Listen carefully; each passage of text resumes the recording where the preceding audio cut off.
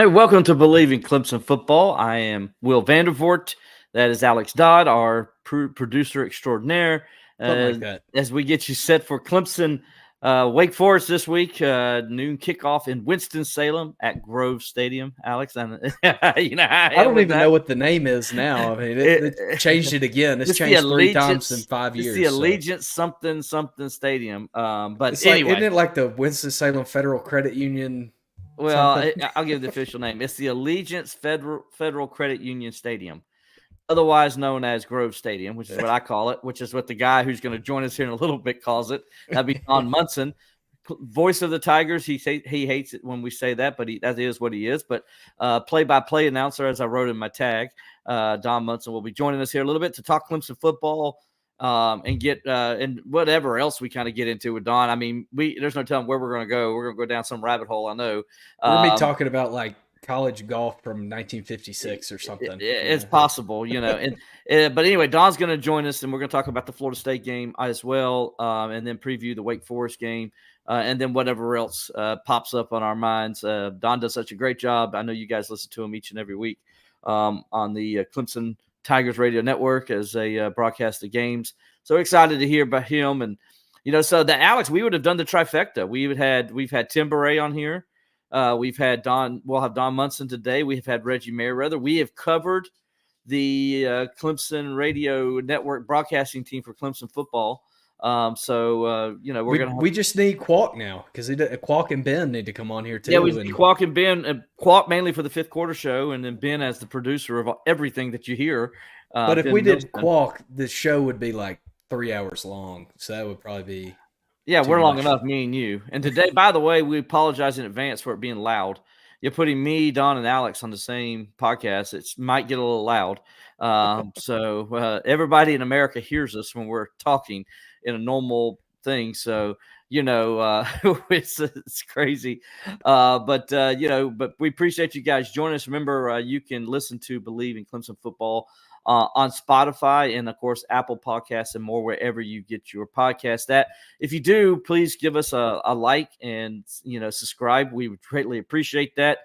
We also want to, give a shout out to our sponsor at the Clemson Insider for the most complete coverage of Clemson athletics and recruiting. Head on over to the ClemsonInsider.com and check out all the stuff we got going over there. Today was a busy day as well. As you know, Dabo Swinney's press conference, we got that covered front and back. We also got stuff from Wes Goodwin and the players that were made available as well. So go over to the Clemson Insider, check it out.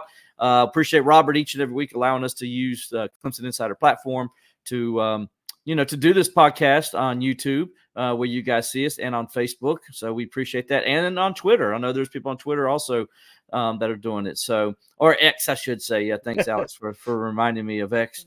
Also want to tell you guys, keep getting in on the comments. We like the interaction. We can see your comments on Facebook, on Twitter, on YouTube. If you have questions for Don for later in the show, you can put those in too. We'd love to interact with you guys.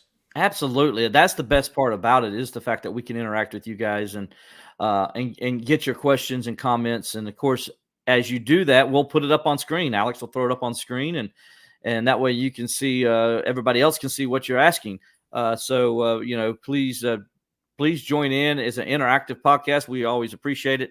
I know for the people listening to us, they can't, if they're just listening to the podcast, they can't interact. But just remember, each week at 6:00 every Tuesday, we would go live and do this podcast. So you can find it on YouTube. You can find it on the Clemson Insider's YouTube page. You can find it on the Clemson Insider Facebook page and Twitter page. Those are the main places to find it. Also, you can find it on Alex and mine X accounts as well, at Steeler Will and then at Alex Dodd Show. I got that right, Alex? You got it right, man. Yeah. That was a lot of stuff to remember and a lot of stuff to throw out really quick that wasn't a football stat from 1954. So I'm going to get there. Don't worry. We'll go ahead and start off, though, with the ACC Players of the Week. Clemson had 2 players join ACC Player of the Week honors this week. Clemson offensive lineman Marcus Tate was named Offensive Lineman of the Week, and place kicker Nolan Hooser was named the Specialist of the Week as part of the ACC Players of the Week honors. Just kind of give you a little bit of idea of why they were selected. Tate and his counterparts on the Clemson's offensive line helped power the Tigers to 500 total yards, including 265 on the ground. Back in his home state, the Florida native helped clear the way for running back Phil Maffa, who had 25 carries for 154 yards rushing, including the fourth quarter, as Clemson leaned on its veteran running game to seal the victory with 11 runs and no passes for 109 yards in the final 15 minutes. Hoosier, accounted for 17 points in Clemson's 16-point victory against the Seminoles. His 5 field goals represented Clemson's first 5 field goal performance since Chandler Catanzaro went 5 for 5 on field goal attempts against Boston College in 2011. It's the 7th 5 field goal performance by a kicker in Clemson history. Hoosier joins Richard Jackson, Catanzaro, Spencer Benton, Eamon Lacob, and Jonathan Whites, as the 6th Clemson place kicker to earn ACC Specialist of the Week under head coach Dabo Swinney. Hoosier is the 15th player in Swinney's tenure to earn the honor when expanded to include partners and return specialists, and is the first to do it since White's 3-for-3 performance on field goals in last November's win against South Carolina. So congratulations to those 2 guys. Also, we don't have it there, Alex, but I wanted to mention that Clemson moved into the top 10 in the polls this week following its win over Florida State this past week. Now, what does that mean? It means a good deal. It really does, because Clemson now is putting itself in position to get into the college football playoff. And if you can go to the Clemson Insider, we can tell you what that means as far as getting in position, as we explain the college football playoff this year, how it's going to work. I did that article, and then Jason Priester did an article on Clemson's path to the college football playoff. We're halfway through the season.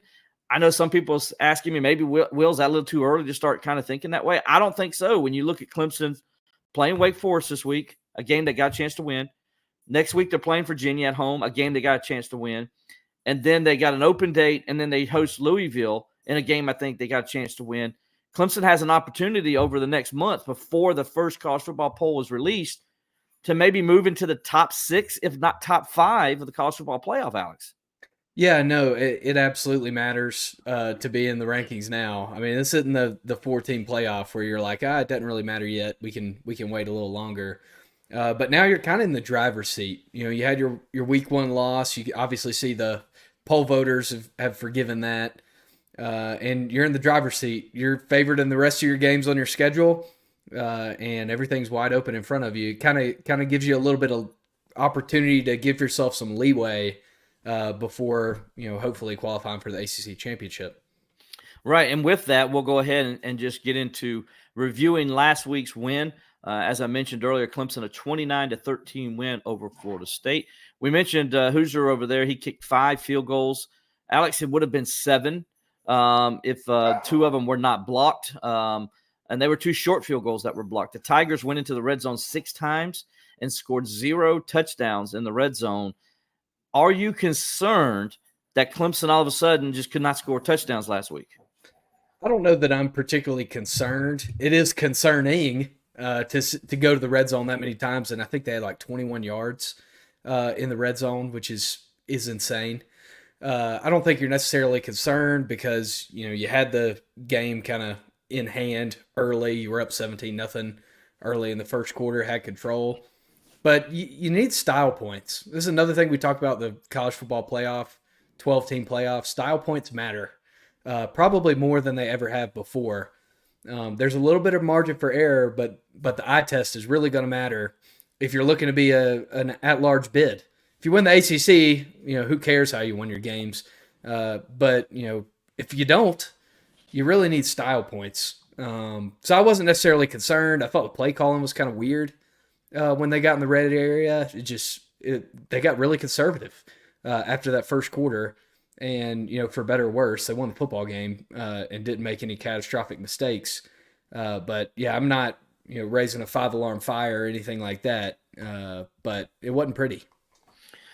No, it wasn't a pretty game by any stretch. 500 total yards. Ran for 260, threw for 235.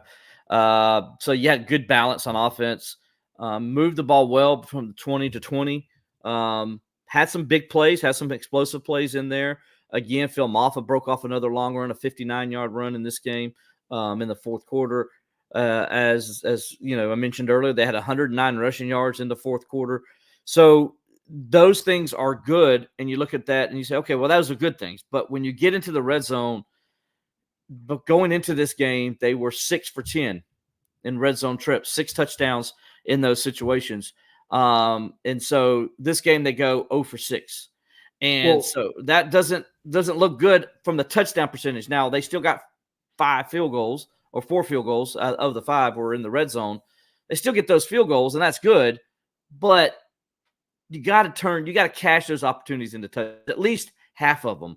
And if you do that, Clemson wins this game. I mean, you're talking in the 40s again. They're scoring over 40 points again. That's the difference between field goals and touchdowns. Yeah, no, you're 100% right. I also think I'm kind of curious as to why the play calling maybe looked like it got a little bit more conservative.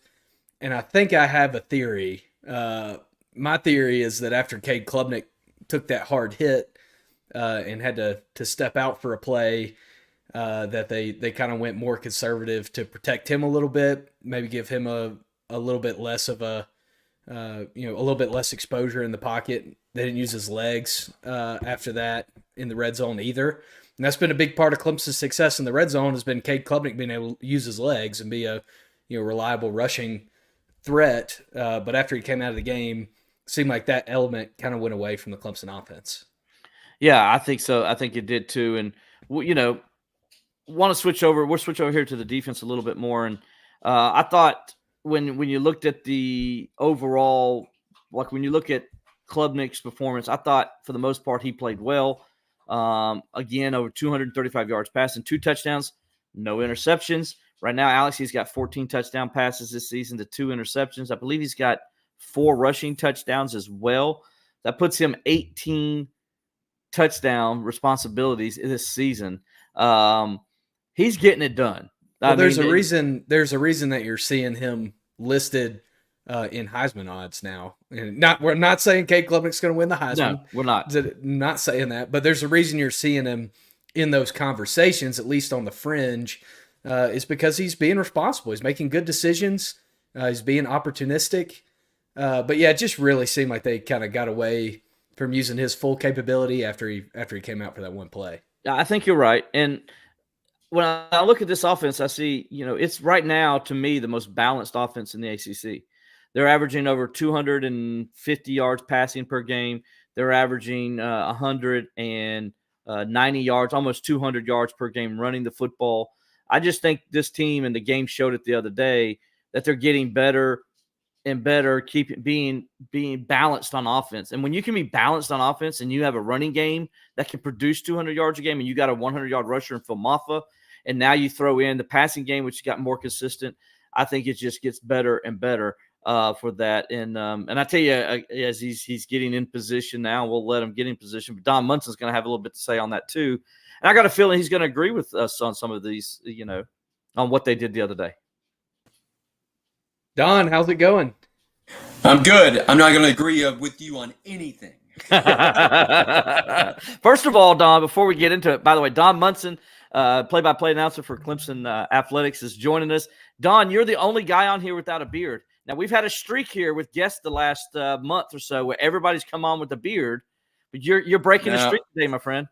No, I don't have enough. I just pour milk on my face and let the cat lick it off. I don't have enough there. So that beard's never going to happen in this household. Yeah, Jordan Leggett is currently leading the fan poll for best beard on the show so far this season. I think so too. I think, Alex, I'm last on the beard thing, and then you might be right behind me. Just ahead. I'm just ahead of you. Yeah, Alex has got that Colorado mountain man beard going. He's like a little bit of a young Jeremiah Johnson. Alex, do you even know who Jeremiah Johnson is? Oh yeah, I know Jeremiah Johnson. Okay. You can't live in the West and not know Jeremiah Johnson. Right, good enough. Got to get ready for the winter. Got to stay warm for the winter. Yeah. Well, Don, I want to ask you, man. We're just talking about the offense right now. Kind of reviewing the game against Florida State this past week. Now, granted, they didn't score in the red zone like we wanted them to, but I like the balance of the offense still, though, here, going into week 6 now, or game 6. I like the way this team is averaging, 260 yards passing per game. They're averaging 200 yards rushing per game. I think right now, at the moment, it's the most balanced offense in the ACC from the way I look at things. Yeah, I guess we're back to the days where people are complaining about Clemson winning on the road by 16. That's where we are. All right, that's just where we are now. You get spoiled quickly, and most of the fans that are on the Clemson wagon right now, came along, probably around 2011, 2012 when all this really got up and going. So it's fully understandable. But I think that Clemson went and did in Tallahassee what they had to do. They jumped out, had another great first quarter. They're leading 17-0. So now after one, so the obviously it wasn't like Georgia, all right? So Georgia, things did not go well, but ever since then and the most important thing to me was that they carried all the momentum that they had built at home, and in their first true road test of the year, went out and played and did exactly what they were supposed to do, and that's go to Tallahassee and win. And I thought they did it really in convincing fashion. I didn't think it really at any time was Florida State a threat to win that ball game. Yeah, when you talk about Clemson getting off to fast starts, there's that stat right there that outscored their opponents 90-0 in the first quarter this year. Yep. And for the first time since 1990, Clemson has shut out its first 5 opponents in the first quarter. That's just impressive. That's what you want to do as a team. You want to get off to a quick start, jump out in front, and then have that other team playing from behind. And, man, Clemson has done that these last 4 weeks, Don. They've just gone out and quickly got on top and have taken control of the game. Yeah, I think also what we're finding out is that sometimes numbers do lie, because everybody is panicking over the defensive numbers for Clemson, the points they've given up, yardage. But you got to understand that in a couple of those games, we played better than 90 players. Mm-hmm. And, the fourth quarter was not kind to Clemson's defense. But it was important for Clemson's defense to go through that, because you need to have film on some guys and coach them and grow them up. And I think that's what we are seeing. I mean, the fact that Ashton Hampton played 37 snaps the other night against Florida State, I think it's big. I think that's really big, because I think it's going to make him better the back half of the season as the young guy grows up right in front of our face. Now, Sammy Brown got 7 snaps in the contest the other night, but he only got 7 snaps because he went in there and made some mistakes, and they yanked him. You can't miss assignments. You can't have MAs and expect to play. And it's not a bad thing to have Barrett Carter and Wade Woodaz, by the way, on the field. There were, and still Florida State only had 250 yards and only 13 points. I think that's what gets kind of overshadowed a little bit. And, Clemson probably was playing a little bit more loose in the fourth quarter, just trying to keep them in front of them. They did have some big 3rd down conversions and 4th down conversions, which can be a little concerning, but sometimes you got to give credit to the other guy. And I thought that Florida State, especially their quarterback, their young quarterback, there in the fourth quarter, he showed me some things that makes me think this guy could be problems in about 2 years. You give him a little bit of time, give him a better offensive line, and let them also give them a running game, because Florida State just flat out cannot run the football for whatever reason. They cannot run the football. Yeah, I mean, they finished 22 yards rushing in the game. That's not going to get it done against anybody in the ACC. But Don, you mentioned maybe people nitpicking a little bit, like, oh, well, why couldn't Clemson score in the red zone, or why'd they only win by 16? What do you think that kind of says about this turnaround for where we were this time last year to where we are sitting here in 2024, that people are able to nitpick again instead of having obvious things that they can point at and be upset about?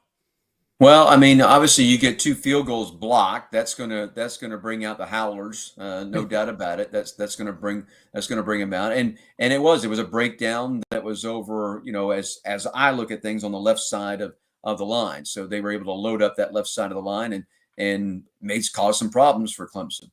I think it's also one of the reasons that Clemson on their last 2 field goal attempts put the ball over on the left hash to force Florida State to load up the opposite side, the right side of the offensive line, because I think they just felt better about things there, and to see Hoosier also just shake it all off, because the blocks weren't his fault. He wasn't a low ball. It wasn't anything. It was just a breakdown of protection that caused things from there. So Clemson did score in the red zone. It was just they didn't score enough touchdowns in the red zone is what it came down to. But I think it's also a way to learn and a way to grow. Believe me, I was just at practice today. And if you don't think that they were working on that stuff in the first period, they put 15 minutes up on the board and all they do is special teams. And if you don't think that they were working on that, you would be sadly mistaken. And there'll be some adjustments. There'll be probably some personnel changes that we'll see in Winston-Salem on Saturday. Don Munson, the play-by-play announcer for Clemson football, men's basketball, and baseball. Don has a passion for all the sports me and Alex do, so it makes it easy. Except he's a way better golfer than us and a fly fisherman. And that's another story for another whole of the day. I'm very jealous of Alex of where he is, because he's got some of the best fly fishing right in his own backyard at his fingertips. Well, come out here and let's find a stream, and maybe you can show me a thing or two. No, it's not as difficult as you think. All right, it's not as difficult as you think. So, but it's one of the most relaxing things that I ever done. I'm going to run down this rabbit trail. So here we go, boys. It's one of those things. My grandfather put a fly rod in my hand when I was about 4. I had a trout stream behind my house that I grew up in Montreat, North Carolina, and my dad used to allow me to actually go fishing on that creek by myself when I was about 8 or 9 with my fly rod. And so it was something that I spent many a summer in the state of Montana with a fly rod in my hand. Don, we were talking about the defense just a while ago, and I got a chance to interview a couple players after the game the other night. If you think for a team that held a team to 13 points and that held them to 250 total yards and held them to 22 rushing yards, you think they would have been happy with their performance, but they were not. Wade Woodaz was very disappointed in their performance, especially late in the game. And the same thing with Avion Terrell. I'm assuming that's a great thing to have the guys. Well, you wanted to, and Woodaz said, we are happy to win. Don't get us wrong. But the fact that they're not satisfied, even with a dominating performance like they had the other night, they still feel like there's more they could have done. Well, they have coaches that hold them accountable. There's something new in this day and age, is somebody that'll actually hold you accountable. And so I think that's the reason, is that, believe me, I was also in the locker room after the ball game. They celebrated the win. They always celebrate the win, but they also make sure that, hey guys, when we go back and look at this tape, there are going to be some things that we need to improve upon. Nobody's perfect. And so I think that was, and there were probably, some things that were said on the sideline during the game that probably are not for family atmosphere, but that's football. That's just the game of football. There's not the perfect game. There never will be the perfect game. Well, I take that back. 31-0 over Ohio State was pretty perfect. So I'll say that. But it's part of the growth process. This is we're only going into game 6. We still have 7 games ahead of us here in the season, and the object is to get better each and every game, so that you can really be at your best when it does come championship time. And that's what this team is striving for. What are your thoughts on this defense now as we get to the midway point of the season?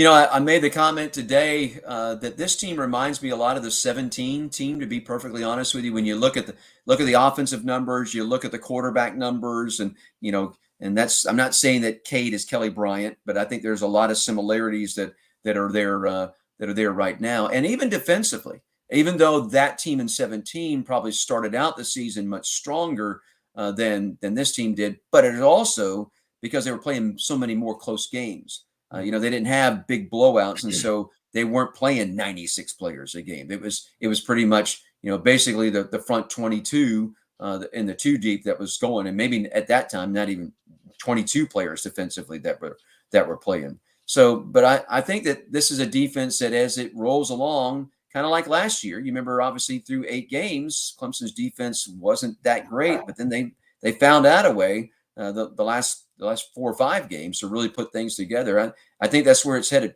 The Peter Woods absence was both a hindrance and a help. It was a help because Jaheim Lawson has grown up in front of our eyes. A.J. Hoffler is growing up in front of our eyes. Cade Dinoff is getting more snaps, and so he's becoming more and more sound in what he can do.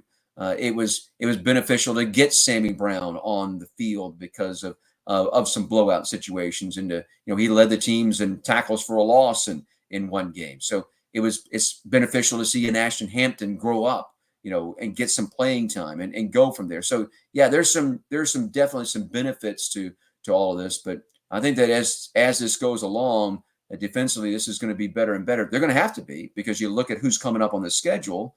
Obviously, Wake Forest is going to present its own problems. Then after that, Virginia has been improving under Tony Elliott. They've been getting better and better each week. Pitt's going to be its own ball of wax, because they want to snap the ball in about 8 seconds. Virginia Tech in Blacksburg is going to be tough. So South Carolina, forget it. You just throw out the records when the two teams get together. And we've seen South Carolina come into Clemson and win recently. It hasn't been that long ago that they were able to do that. So yeah, it's important for the defense to grow week to week. Don, sticking with that defensive side of the ball, Coach Goodwin obviously today talked about his intensity, the breaking of the tablet. Kind of what have you seen from him and his intensity, and kind of the way that what he brings to that side of the ball kind of informs the character of that defense? Yeah, I will tell you that people don't realize how intense Wes Goodwin is because of the guy that was in front of him, Brent Venables. We all knew. Venables was his own beast. It was almost like practice would happen, but then game time would happen. This switch would go off, and you would get, here's Dr. Jekyll. Well, here's Mr. Hyde. Now it's game time, so here comes Mr. Hyde. So you don't see that from Wes, but Wes is fiery.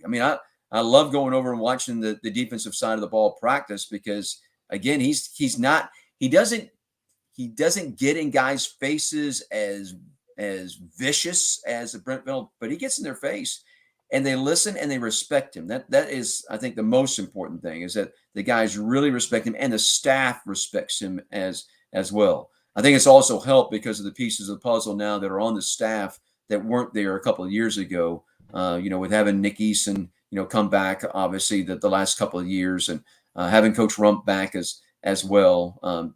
Coach Reed and Coach Kahn have just been steady. They've been more than steady. They've been brilliant back there. So I really like the pieces of the puzzle that are around Wes defensively, and that he can lean on just for information, experience, and that kind of thing. Yeah, I agree with you. I think the defensive staff has more of that veteran feel of coaches, more so than the offense. I think the offense is still young, other than Right. Coach Luke, obviously, but you're seeing the offense come together, and I want to ask about that. Is like, how big has Matt Luke been to this offense? Because it just seems like he's come in and he's given not only Garrett another guy to lean on in that experience, but also just what that physicality he's brought to that, and that mentality he's brought to that offensive line.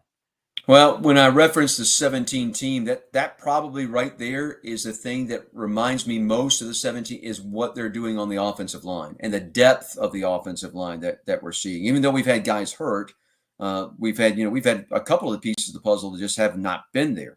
Mm-hmm.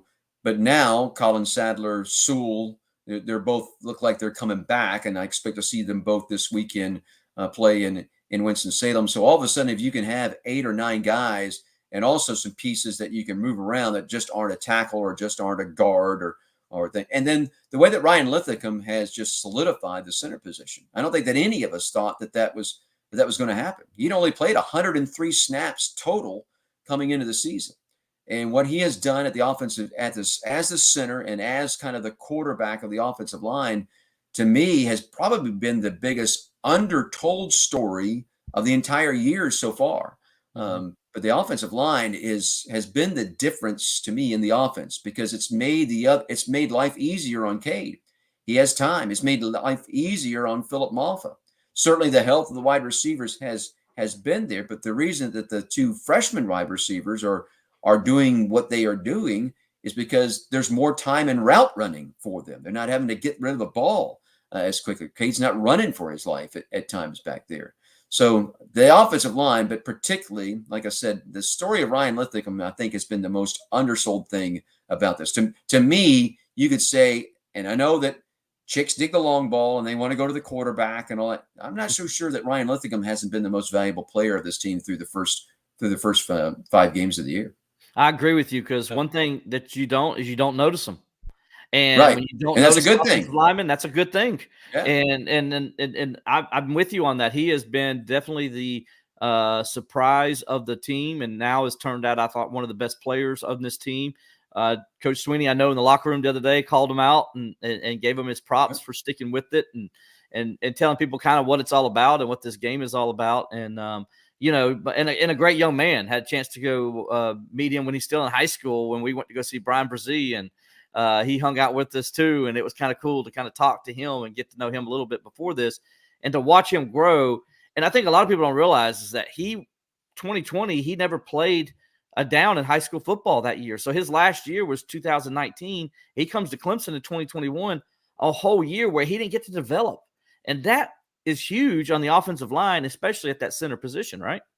Well, and we're in a day and age where, you sign these kids coming out of high school and you expect them, bang, just to make an immediate impact. It's, very rarely do you have that on the offensive line. You don't have a Mitch Hyatt and a Blake Miller that come along, every year. But those guys are the abnormal. They're not the normal.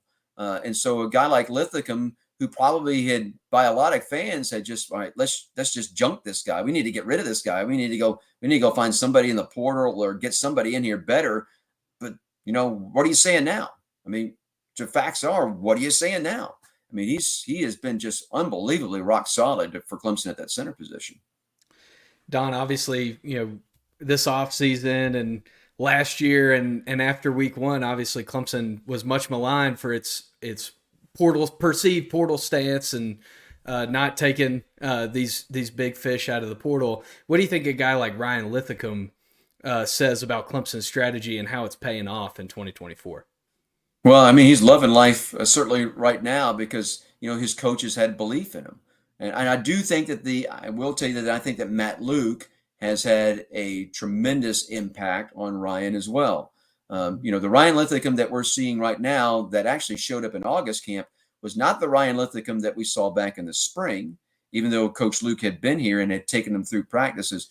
But, he kind of set some guidelines and some things that he wanted to see from Ryan throughout the summer, and Ryan met those.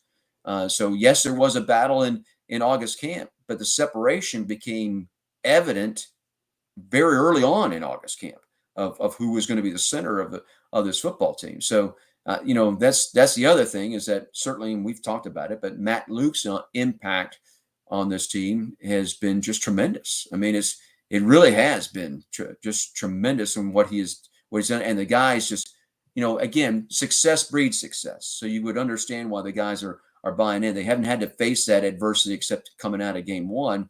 So, but there's going to be adversity. Believe me, there's going to be adversity in a game coming up where things aren't going to go well. Then we'll see how things, do respond, how the players respond to that time, whether it's at home or if it's on the road.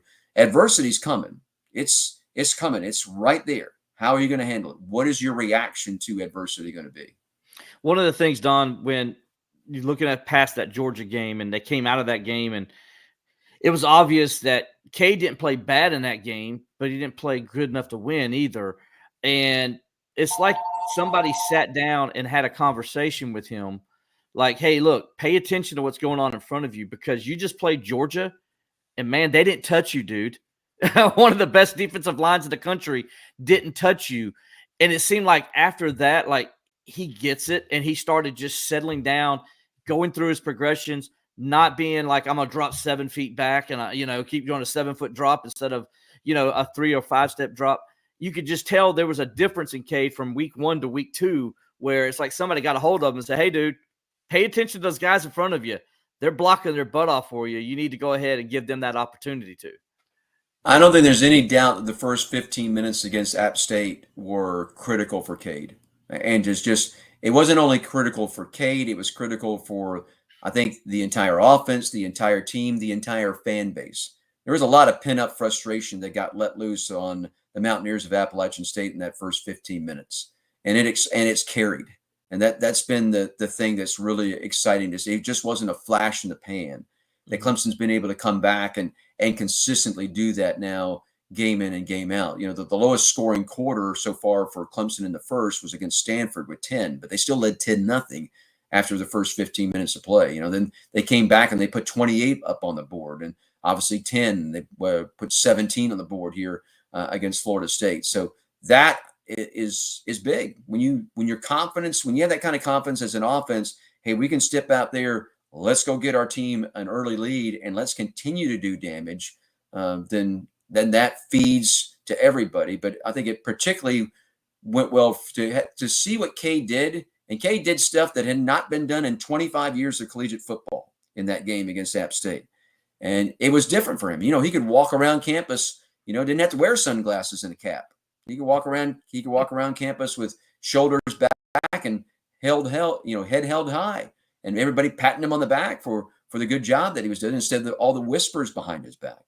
So I think that 15 minutes right there probably was as big as anything for Clemson football and for Cade.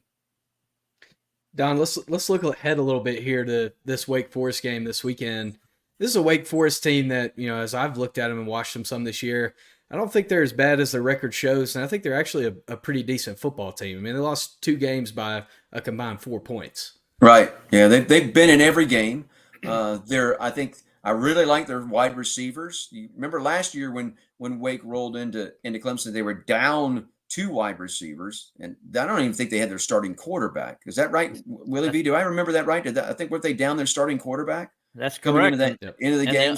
And they only lost by 5 points. Yeah, you look at it from that standpoint, so there's reason, I think, for Wake to be very optimistic offensively going into this thing. Plus you throw in that, Clemson has won 15 in a row. If you don't think that Clawson is selling that to his guys, you're absolutely wrong. That's a big chip on their shoulder that they can carry. They see what happened last weekend in college football, and they know that anything is possible and that anything can happen. Now, I expect Wake to come out and, they run that strange mesh. I'm not a big fan of that, and I think that Clemson really does defend that well because of what they have at defensive tackle. If you want to mess up the mesh, you do it right up the gut. And so I think that the defensive tackle position, as deep as it is for Clemson, it poses a lot of problems.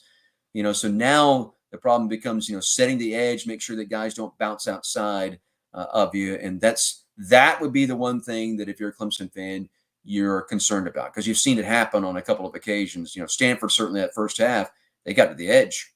I mean, they just did. App State got to the edge against them. So Clemson was able to clean it up in the second half against Stanford, but they need a full 60 of that certainly against Wake. What we saw last week, and also that end of that Stanford game, whereas they moved Peter Parker, DJ Spider-Man. Let's go. They moved TJ Parker over to the side that Peter was on, and they moved Shaq Lawson. Excuse me, here I go again. They moved Jaheim Lawson over to his side, and they instantly shut it down against Stanford. And then they carried that over again this week. We saw a lot of the same thing, and they even moved Peter when he came back inside a little bit. Now, Dabo says they're going to do some flip-flopping there with Peter on that. But I think in a game like this, having Peter Woods playing the middle, right, playing that one of those defensive tackle positions is bigger than I think him playing outside, because I think you can put Parker on that other side. And I think Lawson has proven himself good enough to where he can handle it and can shut that run down if they go to that side, right? Am I missing something, or is that how you would attack, Don? Would you put Parker back inside? Game. Yeah, I would leave Woods on defensive end. And the reason that I would leave him at defensive end is just because of the way that Capehart and Page and Williams in particular, those 3 have been playing inside.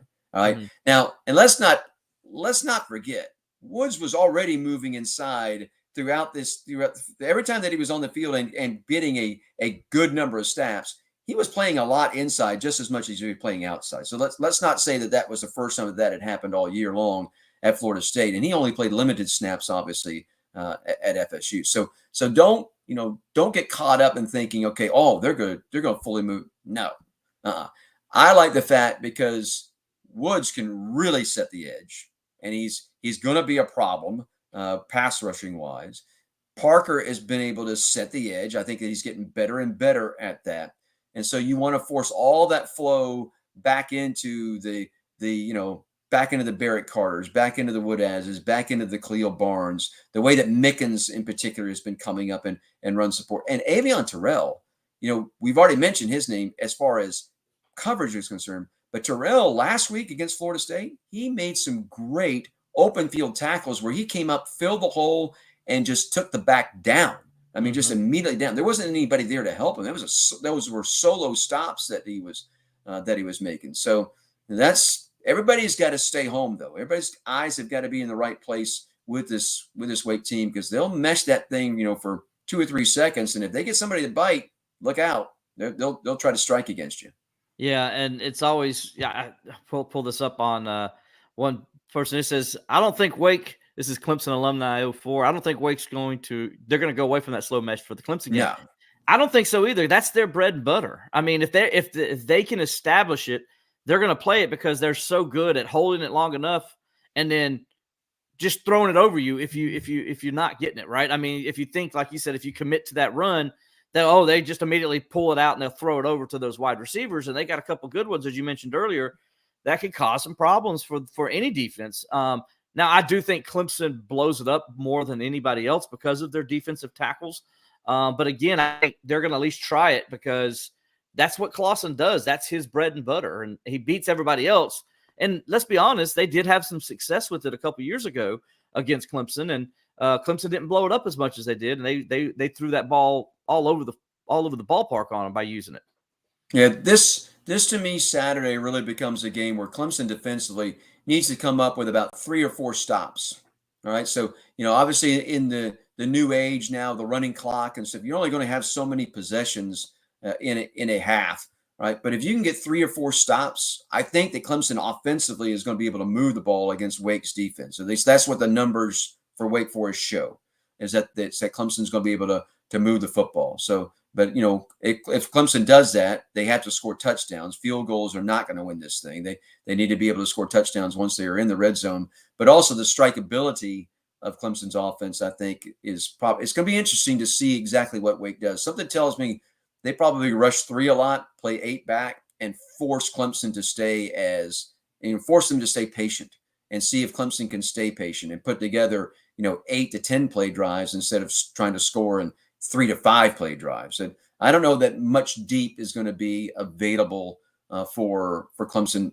It will be if the run game gets going, if Moffitt gets going early in this contest, and also Klubnik. Don't forget him. I think that Klubnik can pull it in and do some damage against these guys. So if the run game gets going, then that will certainly probably have to pull Wake out of their game plan, which I think they go in with. Obviously, we mentioned it already, but crazy weekend in college football this past week. How much do you think seeing that and these players seeing that helps when you go into a game against an opponent that you feel like you can take care of business against? Yeah, I'll take you back to 2016. Pitt comes into Clemson. We have the early game, and Pitt wins it on the field goal at the end, and everybody's exiting Death Valley. We went to bed at midnight. Nothing had changed because everybody else had gotten knocked off as well, and literally nothing had changed. But it was wild. I didn't get to see much of it, obviously, because I was on air. So I was just kind of doing a little scoreboard watching with the Vanderbilt Alabama game. There were others in the booth that were doing more than just a little scoreboard watching. They were bringing it up on their phones or iPads or something like that, and watching it and keeping track of it. But that's the world of college football that we're in. It's a little bit like the National Football League. The reason the National Football League has done what they've done is parity, and I think we're seeing more and more parity come to college football, even though there's a lot of money being spent in college football, particularly by the blue bloods. But there's so much talent now to be had, and so much talent to be found below the Power 4 level. And what we're seeing is the quarterback from Boise State. It's the quarterback from Boise State that leads the upset of Alabama. There's a quarterback from Campbell out there that's doing big damage. Backup quarterbacks from Alabama that have transferred out now and are doing things. That's just where we are in this time. If you can't develop players, then you go buy players. Thank goodness Clemson has been developing players and will continue to be a developmental program. Next year, though, with the $21.5 million, it looks like it's going to become available. That to me is very intriguing. Mm-hmm. Is very intriguing to see how a savvy, and I mean savvy, William Christopher Sweeney goes about using $21.5 million that he can pay directly to players. because Clemson's going to have it. They're going to use it. Yep. And to me, that's going to be very interesting. Oh, absolutely it is. And it's going to go. And he mentioned today, talking about playing to the standard, right, in his press conference today. Right. Something a lot of people don't think about is Clemson has not lost to a team with a losing record going into a game since 2010. Now I'm knocking on wood, but that's a great stat, and it shows. He had to say it, didn't he, Alex? Alex, but he did. He's good at that. He's really good at that. But I'm good at but it also. But it plays to what he was talking about, though, right? It plays to that standard that Clemson, they try to be consistent with everything they do each and every week, and that's why you don't see Clemson nearly in those situations as much. I mean, yeah, you mentioned it happened against Pittsburgh a few years back in 2016, but generally this team they play to what they're supposed to, and they survive a week like Florida State, where they didn't play their best on offense and defense, but yet still, like you mentioned, won by 16 points on the road. Yeah. So it's it's fans hate it when Coach Sweeney says that this week is the biggest game of the year, because it is the biggest game of the year. Mm-hmm. Now, I will tell you, I can remember I kind of rolled my eyes too the first time that I heard him say that, but it's the truth. It's absolutely the truth. This week's game is the biggest one because it's this week's game. Don't get caught worrying about 2 weeks down the road or 3 weeks down the road. Don't get caught about what has happened already. You better be focused on this one, because I guarantee you, usually the other side is pretty focused on it. Sometimes they're not, and then it costs them. But it's not, it's like the line from Jack Reacher. I've used this on a couple of other interviews that I've this year. Jack Reacher, when he's in the diner and the five guys are going to bring him outside and they think that they're going to whip him up, right? Reacher looks at all five of them and he says, "Remember, you asked for this." And that's Clemson football. Remember, you asked for this. Mm-hmm. That's the way that they play. That's the standard. That's the way I love it. Oh, I love it. That's a great line. Don, kind of wanted to talk about this ACC picture a little bit too. I know we got a lot of season left, but right now you have three teams that are kind of in their own driver's seats that are not going to see each other in Clemson, Miami, and SMU. How do you kind of see this ACC picture shaking out? There's some competitive teams. I mean, who's mentioned Pitt too, as a fourth team that could be in that mix. But it seems like there's some good teams. There's a few teams that can sneak up on you and bite you. And then you've got some teams at the top that kind of have that same attitude that you mentioned about the diner. Sure, Pitt and SMU do play against one another. Yep. So that one may take care of it. Obviously that game will kind of take care of itself. Now, I hope that we'll remember this. At the ACC kickoff, who did I say was kind of the dark horse to make it to the ACC championship game? Me and you both agreed on who it could be. SMU, yeah, SMU. So they can score points. The reason I say that is because they can score points. And particularly when you get into late October and November, you better be able to score points. It's one thing about stopping people. I understand that, but particularly when you get to the playoffs or get to a league championship game, if you can't score points, you're not going to win. Mm-hmm. You've got to be able to score points. So SMU can score points. Pitt right now looks like they can score points. Now, they haven't played exactly the toughest schedule in the world, so we really don't kind of know, okay, what's going to happen there. But Clemson's got to travel there. So, and going to Pitt has been a nightmare for Clemson the last couple of times that they've been up there. So that they got to break out of that snap. But there's in Miami, I'll say this because I've also said this before. The league has an interest in Miami advancing. Okay, I'm not saying that that's what happened in the overrule of the touchdown call at Virginia Tech had, or the non-targeting call that happened at Cal, or the there's an interest in the league touchdown. There's an interest in the league for Miami to be undefeated. There is. Let's be perfectly honest about that. That's just the truth. Now, I'm not saying that that's causing these things to go one way or the other, but not only was it their targeting call, but there were two offensive linemen that were standing basically in the end zone when they scored. 5-6 yards down from the line of scrimmage. That's something that who's held accountable for that?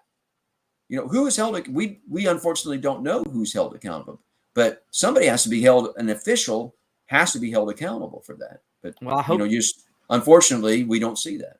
Well, unfortunately, they don't let the officials talk to us, so we can't ask them those questions that you're asking right there. Right. With that said, Chris asked on Fake's Facebook, yeah, do you think Clemson will win the ACC championship this year? I think we're too far away from that. Again, we're not even to the halfway point. I think they can. I think I think there's really good odds that they can win the ACC championship. But are you going to tell me, is Cade Klubnik going to be healthy the entire way? Is Maffa, are we going to have significant injuries? Do you have a crystal ball that you can tell me? Nobody has that. So you can't worry about that right now. You hope that they're there in Charlotte. I got my 8 ball. Charlotte. Does that count? I want them to be there in Charlotte playing for the ACC championship. Bleav me, I want them to be there. But none of us have a crystal ball to say. But yeah, I think there's definitely a possibility that they can win it. Am I going to say they're going to win the ACC championship? No, I'm not going to say that. But I like the odds. I do like the odds. I do too, and I like the fact that first it's going to be interesting to see what happens because SMU doesn't play Clemson or Miami, right? And so I think they got a chance to go undefeated with that schedule. That's one thing I look at. When you mentioned they can score points on anybody, it's a very favorable schedule. It's going to be crazy. We in Qualkenbush could be going in heaven at the end of this year, Don, because it could come down to a offensive or defensive efficiency tiebreaker to see who's going to the ACC championship. Have we come to that? We can't figure out how to get a tiebreaker that we're going to go to analytics to do this. This is like we in Qualkenbush's heaven. It really is. Yeah, well, if you're a Clemson fan, you do need to root for SMU to lose. Yeah, right? absolutely. That's plainly evident, okay?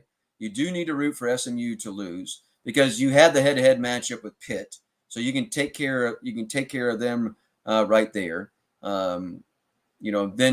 Obviously at Virginia Tech, I've mentioned that game as another one that to me that's just kind of hanging out there right now. So you need to take care of business on the road. Coach Sweeney's, good teams win at home. Great teams though win on the road. So if you're going to be a great team, you better win on the road. But Clemson has got to win. But there's going to be, I don't know, there's going to be anybody undefeated in this league. To be honest with you, I really don't know that we're going to get to that point just because Mother Football says no, that's not going to happen. So it's going to be interesting to see what tiebreakers do come into effect. But you can take care of your own destiny. Clemson can certainly take care of their own destiny just by winning ball games. And it doesn't matter, by the way, if they win by 16 on the road or if they win by 1 on the road. Just go win. That's it. Just win. I think a lot of Clemson fans are going to like that strategy, Don. I hope so. I certainly hope so. Well, Don, we appreciate you taking the time out of your busy schedule to join us. I know you probably got like 3 dinner places you're going to get to up in Winston-Salem too. So what's the number one restaurant stop? We are going to go, we're going to Americana Southern. I'm trying to think what the first name, but it's a restaurant there in Winston-Salem. Done my homework. As you guys know, I do my homework on road games. Everybody always says, how in the world do you stay so thin eating the way you do? I only eat like that once a week, maybe not even once a week. Once when I'm on the road, that's when I go and go big. You either go big. Me too, Don. Yeah, go big or go home. But no, we'll be good. We've got some plans in Winston-Salem. Got to make some plans for the other road trips, but I'll find those. Virginia Tech's going to be tough because I got a home basketball game before the Virginia Tech game. So as long as we don't have a 12 noon kick, I'll have a home basketball game to call. If we're playing at 12 noon, then maybe our boy Qualkenbush will get subbed in and he'll call the basketball game on a Friday night while I travel to Roanoke and search out a place to enjoy some fine dining. That's good. Don, real quick before we get you out of here, who wins this Saturday and why? Clemson wins this Saturday, and they win just because they're the better football team. I think that's just plain and obvious. Again, I don't pay any attention to spreads. I couldn't tell you spreads. I would guess that Clemson's probably in the neighborhood of somewhere between a 16 to 20 point favorite going into this game. Y'all can back, but that's what I would just guess that they're. And I could see Clemson winning. I could see Clemson, winning, say 40 to 23, something along those lines, maybe 35-21, something along there. So, but again, Clemson's going to have to put it this way. Clemson has to score 30 or more points to get out of Winston-Salem with a win. That, in my estimation, I just don't know that Wake's going to score more than 30. I don't think it's going to be like that double overtime game that we had there the last time we were in Winston-Salem. I pray that it's not. Well, if it is, I pray that it's just the exact same result that we got, that Clemson gets out of there with a double overtime victory. All right, there you hear it. Like the Clemson dude said on Twitter or X, the voice of the Paw, a Tiger legend, Don Munson. I like that, Don. Voice of the Paw. I like that. Yeah, Jim Phillips is the voice of the Paw. He's the voice of the Clemson Tigers. I'm just occupying his chair. But it is the best job on campus. I will tell you, no doubt about it. It's the best job on campus. Well, Don, thanks so much for joining us, man. We appreciate you, buddy. I'll see you Saturday in Winston-Salem. Sounds good. All right. Hey, Alex, be good out there in Colorado now. Miss you our way, but ride a bull. All right. All right. Get it. I need a picture of you on a mechanical bull. That's what I need. I can get on a mechanical bull, but I've seen enough of our bull riders take a tumble to stay off the real ones. Yeah. Don't go ride Tornado though. Okay. Just get on the mechanical guy. Don't go find Tornado and ride him or so. All right.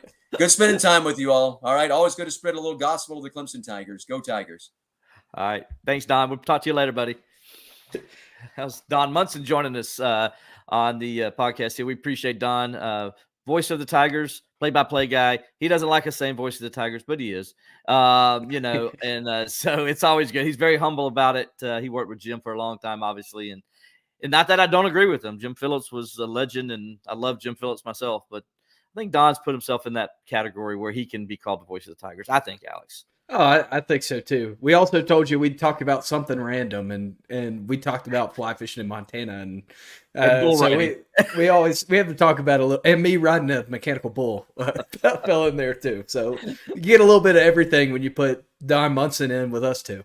Absolutely. So appreciate Don joining us. But real quick before we get out of here, we got a few minutes left, Alex. Clemson is attempting to improve to 72-17-1 all time against Wake Forest. It would pull Wake Forest within one defeat of Clemson's most defeated opponent, and that is the South Carolina Gamecocks. That's a great note. What a great note. 73 times. I thought I needed to throw that one in because anytime you can take a shot at South Carolina, it's fun, and I know the Clemson fans love it. So. Yeah, and Wake Forest and South Carolina battling for that ultimate title. Most beaten. That's great. Speaking of getting beat a lot, and battling for the ultimate title, Clemson attempting to win its 16th consecutive game against Wake Forest, dating back to 2009, to take sole possession of the longest win streak in series history, passing its own 15-game win streak from 1977 to 91. I like Clemson's chances, Alex, of doing that this week. We talked about the slow mesh earlier, and Don mentioned how much he hates it.